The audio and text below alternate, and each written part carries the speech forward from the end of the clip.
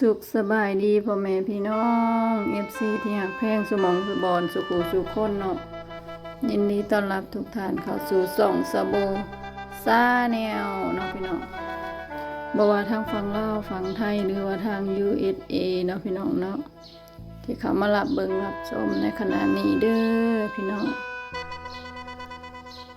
มื้อนี้สบูก็ออกให้ออกหน้าคือเก่าออกให้ออกหน้าอีกแล้วพี่น้องมื้อนี้ก็มาเอากาพี่น้องมาหวานกา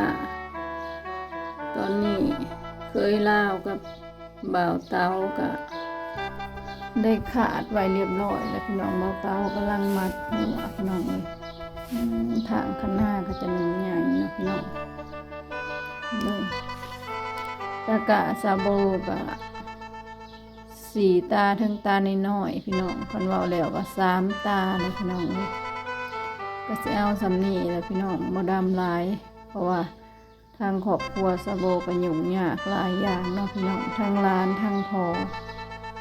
ซาโบก็ต้องดำเอาพออยู่พอกินพี่น้องส่วนที่เหลือก็เคยลาวซามวยเฮ็ดหน้าหวานเอาพี่น้องบ่อนใดมันงามก็ดำเอาพี่น้องบ่อนใดมันอยู่โน่นมันบ่ค่อยงามบ่ได้ก็หวานเอาพี่น้องบ่ได้ดำหมดเพราะว่าหนึ่งกันมันก็ต้องใส่เงินหลายเฮ็ดนาสองก็ต้องใส่คนแล้วก็ความดูแลต้องให้ทั่วถึงเนาะพี่น้องมันก็ยุ่งยากก็เลยเคยลาวกับซามวยก็เลยหวานน้ำแหน่ซาโบก็เลยมื้อนี้ออกมาตกกะเอาสำนีพี่น้องออกมาเมื่อสุคนมื้อนี้แต่ว่าออกมาน้องอามน้องแอบได้ชั่วโมงกว่าแล้วก็กลับบ้านพี่น้องพ้นแหละกำดำปึกมาแล้วก็พาหลานเมื่อเคยลาวก็พาลูกเมื่อแล้วก็เลยเหลือแต่ซาโบกับบ่าวเตาที่อยู่หวานกะเนาะพี่น้องเพราะว่าสิหวานแต่ช่วงบ่ายมันก็หวานบ่ได้ฝนตกยันกะโฮมพี่น้องก็เลยรอให้ฝนมันผ่านไปรอให้ฝนตกแล้วเฮาก็มาหวานบัดนี้จนค่ำพี่น้อง4 โมงแรงซาโบลงมาหวานเขาบ่าวเตาก็มาหัวไปพี่น้องซาโบก็หวานเขาหวานผู้เดียวจนค่ำพี่น้องเมื่อยเฮ็ดให้ซะหน้าก็แต่มันก็จำเป็นมันเป็นอาชีพของเฮาเนาะพี่น้องเนาะเป็นอาชีพแต่พอแต่แม่คันบ่เฮ็ดให้ใส่หน้าก็จักสิเฮ็ดหยังเนาะพี่น้องอาชีพทำหน้าก็เฮ็ดหน้าผู้มีอาชีพค้าขายก็เฮ็ดค้าเฮ็ดขายเนาะพี่น้องผู้เฮ็ดละเหตุการณ์ก็ไปเฮ็ดละเหตุการณ์ต่างคนต่างมีอาชีพเป็นของตัวเองส่วนซาโบก็ต้นกำเนิดก็เกิดมาจากไร่จากนาพ่อแม่พาเฮ็ดไร่ใส่นาตกนาปีมาเฮาก็สิหวานกะตกกะหวานกะไว้ดำไร่ดำนาพี่น้องตอนนี้ก็บ้านเฮาก็บ้านซาโบก็เอิ้นเดือน6ไก่สิเบิดได้พี่น้องเดือน6คอยแล้วอีกบ่กี่วันข้างหน้าก็เป็นเดือน7ออกใหม่เดือน7ลาวพี่น้องเดือน7ออกใหม่นี่ก็คือสิยาวเติบเนาะพี่น้องมะนองมะแนงขึ้นและเดือน7ออกใหม่พี่น้องก็สิเห็นเป็นเนาๆเขียวๆขึ้นจาก3 มื้อ4 มื้อพี่น้องพูดแล้วเผื่อสิได้ดำก็ยันเดือน7เพ่งไปพุ่นเด้อพี่น้องจังสิได้ดำให้ดำหน้าโอ้ยเฮ็ดให้ซะหน้าก็ยากพี่น้องบ่ได้ออกมานอนให้นอนหน้าซาโบก็ย้านซาโบบ่กล้าออกมานอนเลยพี่น้องสาวมวยเพิ่นว่าอยากออกมานอนกับลูกกับผัวเพิ่นสาวมวยก็แล้วแต่เพิ่นเนาะพี่น้องคันเพิ่นสิออกก็เฮาก็เฮ็ดหัวกันงัวกันควายไว้ก่อนพี่น้องแต่ว่าคันก้ายาวมันก็กันบ่อยู่ดอกสำนีงัวควายมันเข้าได้แต่เฮาเฮ็ดไว้เพื่อบ่ให้งัวควายลงไปแมบเพราะว่าปีที่แล้วนะงัวตกกะได้2-3 มื้อควายเขาเจ้า6-7 ตัวน่ะลงไปแมบตะกะซาโบน่ะหมุนหมดบ่ถึงแมบถึงขี้ใส่พี่น้องมันซาโบก็เลย มาเฮ็ดหัวอ้อมไว้ในระหว่างกะบ่ขึ้นก็ใครแน่งัวควายมันบ่เข้าเนาะพี่น้องแต่ว่าคันกะยาวแล้วเฮาก็ต้องเฝ้าออกไปเฝ้าแต่เช้าพี่น้องเขาปล่อยงัวปล่อยควายแล้วก็ย่านมันนั่นบุเข้าไปกินได้พี่น้องงัวควายซุมื้อนี้มันหิวมันซูซี่ได้พี่น้องเอ้ยหัวสวนในไสมันก็หม่นข้าวกินหมดบ่ได้ยั่งได้มันงัวควายซุมื้อนี้มันหิวมันแล้งพี่น้องเอ้ยเบิ่งหญ้าก็บ่มีแหงก่อนๆอยู่ข้างหน้านะหลอนแกกแสกอยู่พี่น้องเอ้ยหาหญ้าใส่งัวให้ควายกินก็บ่มีหมดปีฝนตกเทื่อเดียวท้อง2เทื่อหาก็ตกวางพระอาจารย์โทนลงมาบ้านนี่พี่น้องเอ้ยเมื่อปีก็แล้งเมื่อปีบ่เคยตกจักเทื่อจังว่างัวควายจอยจ้องจนสิตายพี่น้องมาเบิ่งสะโบหวานกะพี่น้องเอ้ยจักสิแนวใดเด้อสะโบก็หวานไปตามภาษาสะโบแหละพี่น้องหวานไปเรื่อยๆหวานไปบ่ว่าน้ำตลาดน้อยพี่น้องตลาดน้อยมาขายของ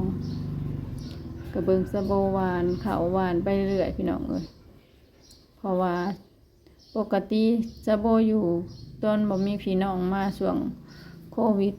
4 ปี5 ปีน่ะก็มีแต่สะโบเลยพี่น้องเฮ็ดนาหวานนั่นกะเองพี่น้องเอ้ย